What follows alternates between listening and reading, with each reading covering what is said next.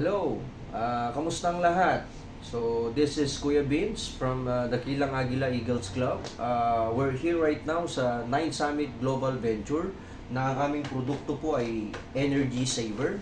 Baka narinig mo na ito kapatid or tanong kita, kamusta ang bill mo ng kuryente mo?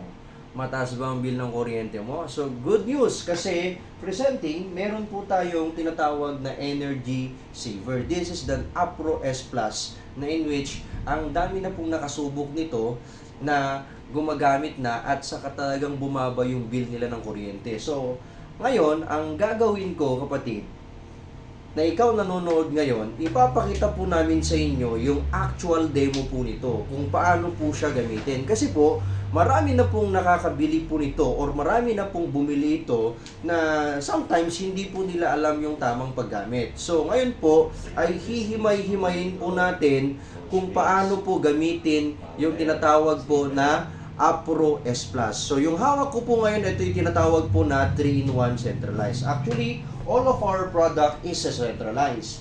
Ito po. So, magkakaiba lang po ng mga features ito. So, unahin ko po itong malaking ito na nasa kamay ko. Ito yung tinatawag po natin na 3-in-1 centralized na number 1 na features niya po is centralized. Number 2 is meron po siyang pang reactive load. Ito po yung mga demotor katulad po ng mga aircon, katulad ng mga electric fan, washing machine. So lahat po ng mga demotor sa inyong bahay ay isasaksak nyo po dito.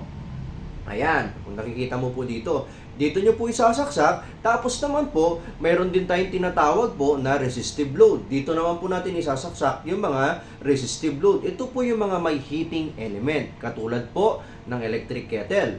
Katulad din ng rice cooker at saka flat iron. So yung mga iba pong mga heating element po ay pwede na rin po siya at covered na rin sa tinatawag po na centralized mode. Kasi po, pag ito sinaksak mo dun sa outlet mo, it's considered as a centralized na. Pero kung gusto mo talaga na mas malaki ang mabawas po dun sa wattage po, kasi po ito ay may content or tinatawag po na features na wattage reducer. So ang rene-reduce niya po is yung wattage reducer. Okay, so balik tayo dito mamaya. Dito muna tayo dito sa 2-in-1. So we have 2-in-1. So centralized din po siya, number 1. And number 2 is pang resistive load. Ito po yung mga may heating element. Okay? So nakita nyo kanina yung 3-in-1 kasi yon meron ng pang resistive load at meron din po siyang pang reactive load. Pero ang napakaganda po dito kapatid sa bagay na ito na hawak ko ngayon kasi ito pwede po siyang movable.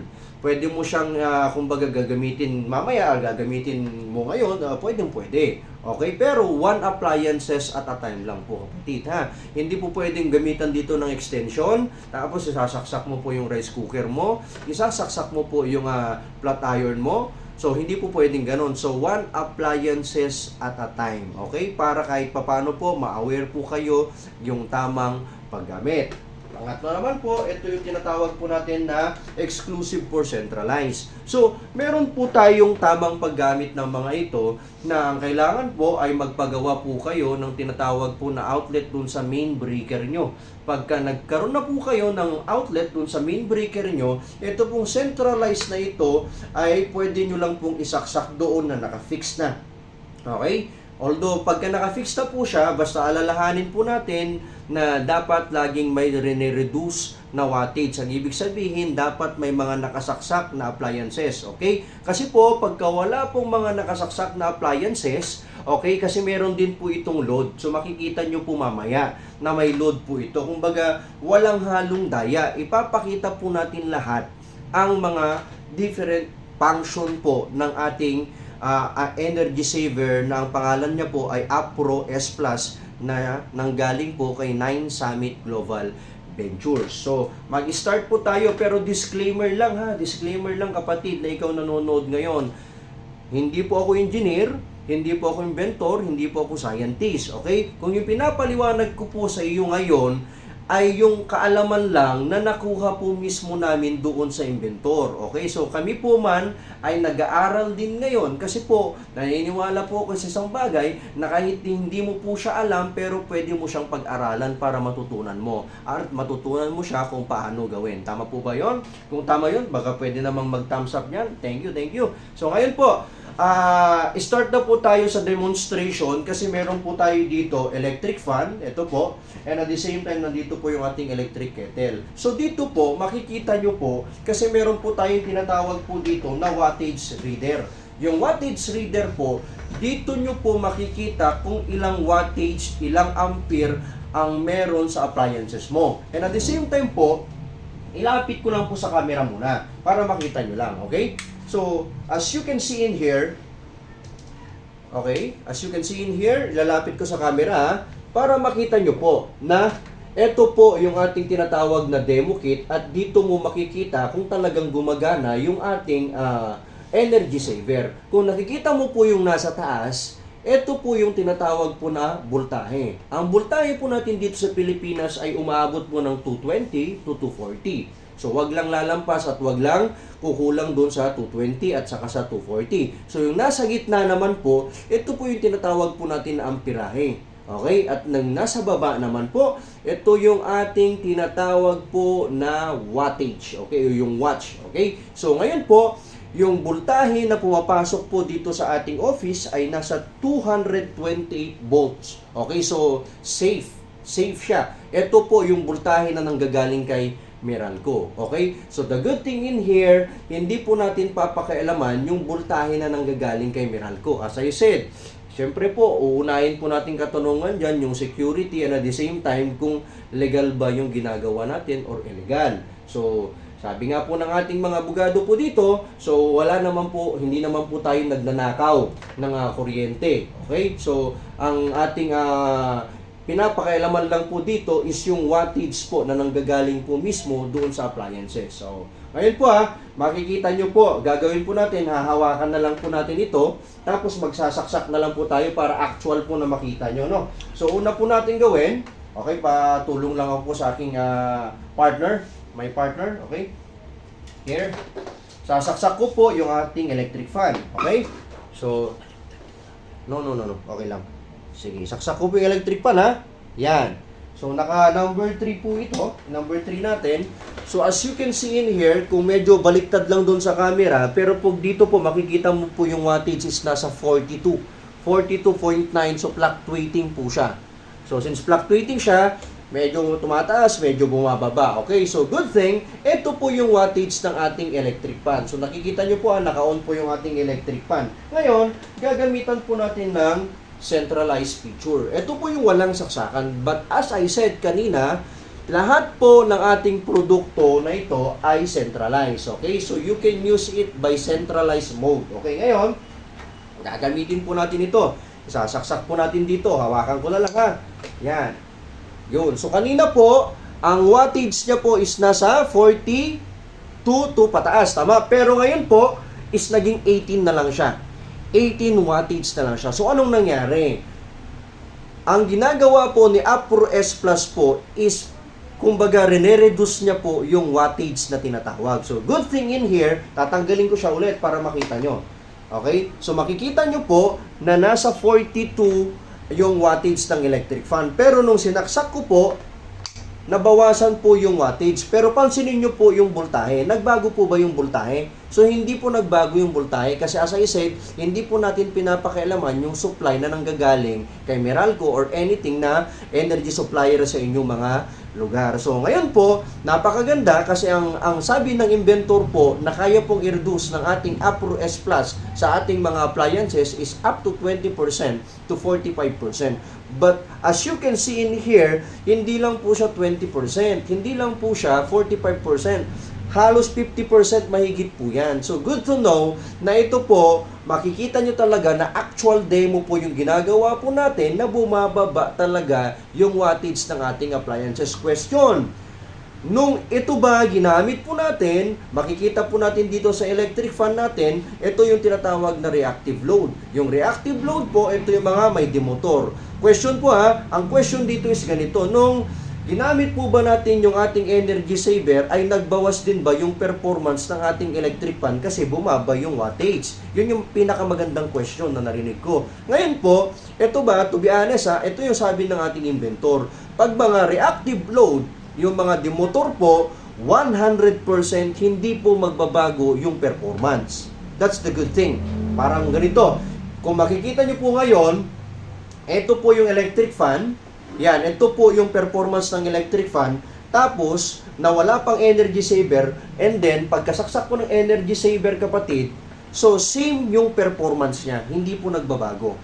Ito po yung mga tinatawag po na reactive load. So, hindi po nagbabago once na ginamitan po natin ng ating energy saver pag reactive load. Kasi meron po siyang features na power factor corrector. So, maganda rin po nito, although marami na pong naglabasan na ganito na mga energy saver, pero ang masasabi ko lang kung ano yung edge natin o ano yung pagkakaiba po natin sa iba. Okay? Kasi may mga latest invention po tayo ngayon na talagang proud na proud po kaming ipakita po sa inyo. So, ito sa electric fan. Ngayon, pangalawa po, sige, patayin po natin muna ha. Tanggalin po natin yung electric fan. So, kanina po sabi ko kanina, pagka wala pong reduce na any appliances, ang kailangan po is unplug natin. Halimbawa, ganito, umalis ka, walang tao sa bahay nyo, tapos wala namang naka-open na any appliances sa loob ng bahay nyo, ang gawin mo po, i-unplug mo din siya. Bakit? Kung ilalapit po natin dito sa camera po, ang load po nito is nasa 24, 22, 23, 24, hanggang 26 ang watch po nito. So, ang ibig sabihin, para siyang yung, alam mo, yung bumbilya na 20 watts pataas, parang ganon. So, mangyari po niyan, pag wala pong mga any appliances na naka-open sa loob ng tahanan, is tanggalin mo siya. And number 2 question na naman, Sir, naka-open lagi po yung aking refrigerator. Pagka-inverter po yung refrigerator nyo po, mga kapatid, actually may sarili na po yung energy saver na naka-design. Kasi po pang business type po yung mga ganyan. Ang kinukonsume lang po niyan sa isang araw po, kung maniwala kayo, nasa almost 3 to 4 pesos lang po ang kinukonsume po niyan araw-araw. So, matipid siya sa matipid kasi po may tinatawag po yan kasi na thermostats. Yung thermostats po, pagka na-hit niya yung pinaka-freezing point niya po, namamatay. Nagpapahinga po yung makina. So, kahit hindi po natin gamitan po yan ng energy saver, it's okay kasi naka-design po yan na talagang naka-open lang, walang patayan yan kasi po, nagpapahinga man yung makina yan. Okay? Pero kung halimbawa, aircon po, yung pinag-uusapan, syempre po, hindi naman po agad-agad kasi mapalamig niya yung area. Tama, for example, kung 2 horsepower yung aircon mo, nakaset into 19 degrees Celsius, so aantayin niya muna na lumamig yung kanyang area bago mamatay yung compressor. So matagal-tagal. So yung sa aircon is may nakadesign doon, yun yung tinatawag po natin na reactive load. Yung reactive load po, yun po yung para sa mga demotor. So dito na po tayo ha, tatanggalin ko na po. As I said po ha, kapatid, huwag matigas ang ulo. Sabi ko, pagka walang ginagamit na any appliances, i-unplug mo, tatanggalin mo. Okay? Next, dito naman po tayo sa ating rice cooker. Wala pa tayong rice cooker. Ito muna tayo sa ating electric kettle. Ha? Magpainit muna tayo ng tubig. So, mangyari po nito. Okay? So, may ito po. Here. Yan. Lapit natin. Lapit natin. Sige. Sige, okay lang. Ay, yun na lang siguro. O, yan. Para at least ay makita lang nila. Here. Yan. Yan po kapatid ha. Nakikita mo siya. So, ilalagay po natin dito yung ating electric kettle. Sir, pakihawak din po yung saksakan niya. Okay. Yan. And then, pakisaksak po. So, mind you kapatid, ang pinakamalakas po na kumonsumo ng wattage sa inyong tahanan po ay ito po yung mga tinatawag na resistive load. Ang mga resistive load, ito po yung mga tinatawag po na may content ng heating element. Yan ang mataas kumonsumo po ng wattage. Bibigyan po kayo ng example, katulad po nitong electric kettle na ito. Ngayon, yan. Ito po yung painitan po natin ng tubig sa bahay.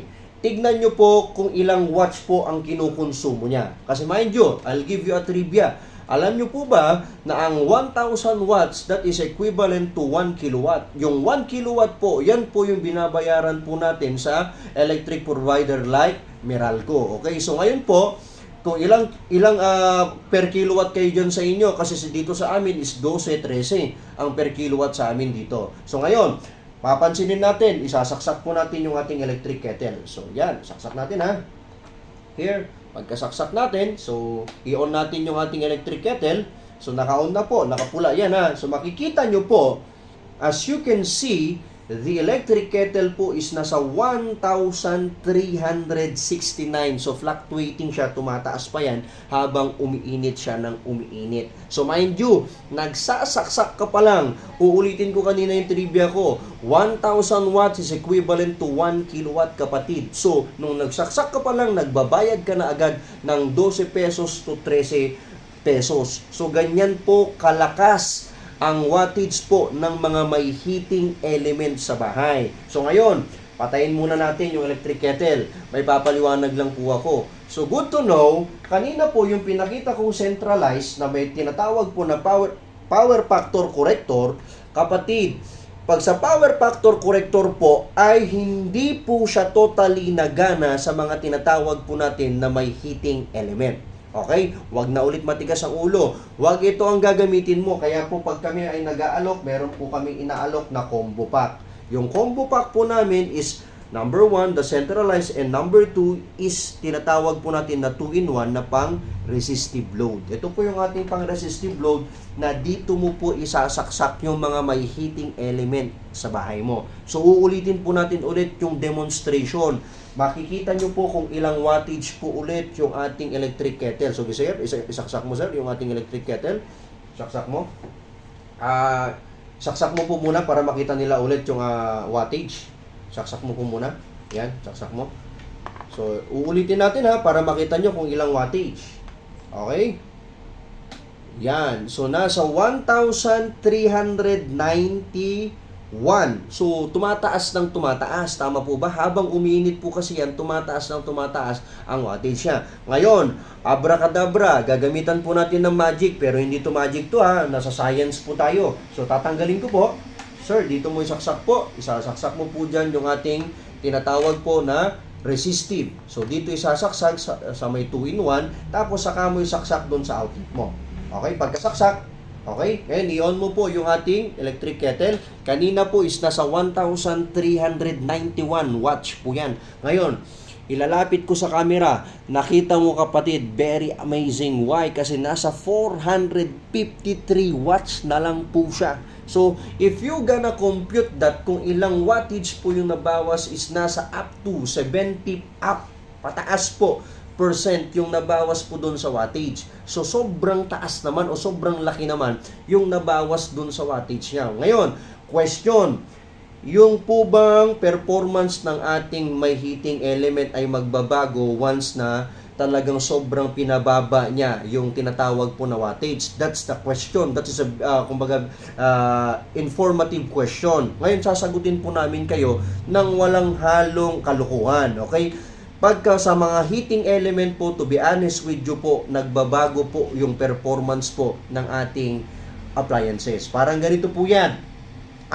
Dahil bumababa yung wattage po, is yung performance po niya is nagbabago or kumbaga bumababa ng up to 20%. Pero it doesn't mean naman na hindi siya makakaluto o hindi siya makakapagpakulo ng tubig. Parang ganito. Ang based sa observation ko po nito, nung gumagamit po ako nito sa aking tahanan, yung rice cooker na ginagamit ko po, nung hindi pa ako gumagamit ng ating 2-in-1, pang resistive element po, ay naluluto siya ng 5 minutes. Pero nung ginamitan ko po nito, ay nadagdagan ng 1 minuto. Pero, ang good news, naluto pa rin yung aking kanin. So, ang ibig sabihin, it's okay. Kumbaga, nagfa-function pa rin siya ng mabuti. Kasi po, meron din po siyang factor or tinatawag po na features na appliances protector. Mind you, alam nyo po ba yung appliances protector na mas papapangalagaan niya po at papahabain niya pa po yung buhay o yung lifespan ng iyong appliances. Kasi the more on pala na mas mababa yung ginagamit na wattage doon sa appliances mo,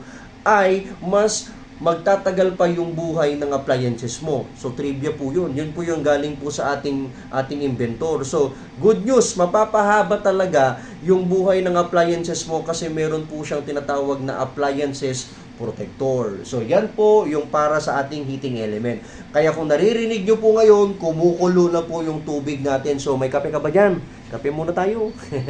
Okay, so that's the good thing about our energy saver regarding po dito sa ating 2-in-1 resistive element or resistive load. Okay, so that's it. Okay, makita nyo po kapatid ha.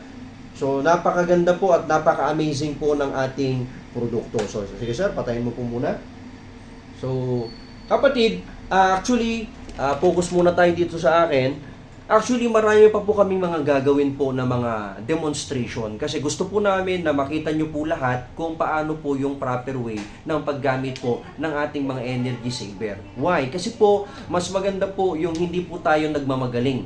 Mas maganda po na alamin po natin yung tamang paggamit ng isang bagay. Kasi po, sayang lang po pag hindi po natin alam kung paano gamitin. Sayang lang yung pera, sayang lang po yung ininvest po natin kung hindi po natin alam kung paano gamitin.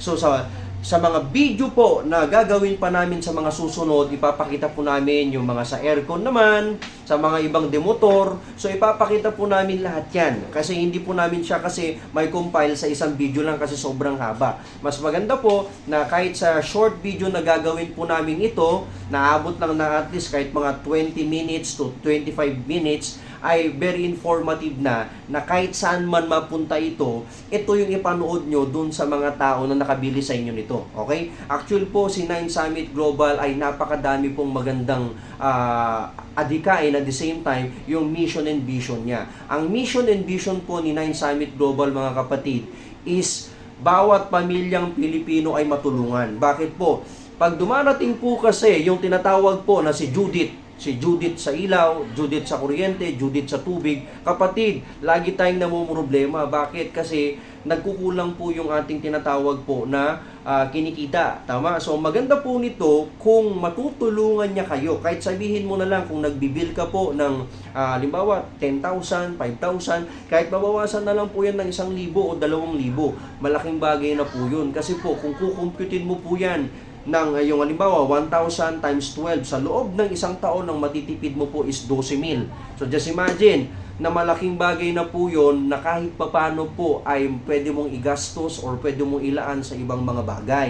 Or hindi kaya pwede mong pambili ng regalo mo sa December kasi magki-Christmas na naman po. Tama? So good to know po. Sabi nga natin lagi dito, numbers don't lie. Tama? So hindi nagsisinungaling pagka nagko-compute po tayo. Pero ang pinakamaganda po dito kapatid, dahil nandito ka ngayon at nakikinig ka at nag-stay ka, ang good news ko sa iyo, once na nagbenta ka po ng ating energy saver at inalok mo po ito sa iba, ang napakaganda po nito ay meron po siyang tinatawag na marketing plan or complan. Yung marketing plan po nito is into the next video po ay i-explain namin sa inyo. Okay? Kasi ang maganda po nito, tinatawag po nito na per chapter by chapter ang gagawin po natin para sa ganun po ay mas maunawaan nyo na maigi. Pero ito na lang ang iiwan ko sa inyo. Ang napakaganda nito ay pwede pa kayong kumita habang ginagamit nyo po ito sa inyong tahanan. Nakakatipid na kayo ng kuryente, nakakatipid na po kayo sa kumbaga bill nyo, and ang maganda po nito ay pwede pa kayong kumita in a way. So, ang maganda po nito, kung interesado ka na malaman po yung aming tinatawag na kitaan, kasi po dito sa amin ay kahit pa paano kumikita na po kami. Sa ikli pa lang po ng panahon na ginagawa po namin ito ay napakaganda na po yung tinatawag po na income namin. So ang maganda po niyan kapatid, sana po nagustuhan mo po yung pinakita namin sa iyo kasi ang goal din namin po ay maipakita po sa lahat ng pamilyang Pilipino ito upang sa ganun ay makatulong din po tayo. So maraming salamat po sa lahat ng nakinig ngayon. Ikaw na nakikinig ngayon, sana sa next video manood ka ulit. So thank you and God bless.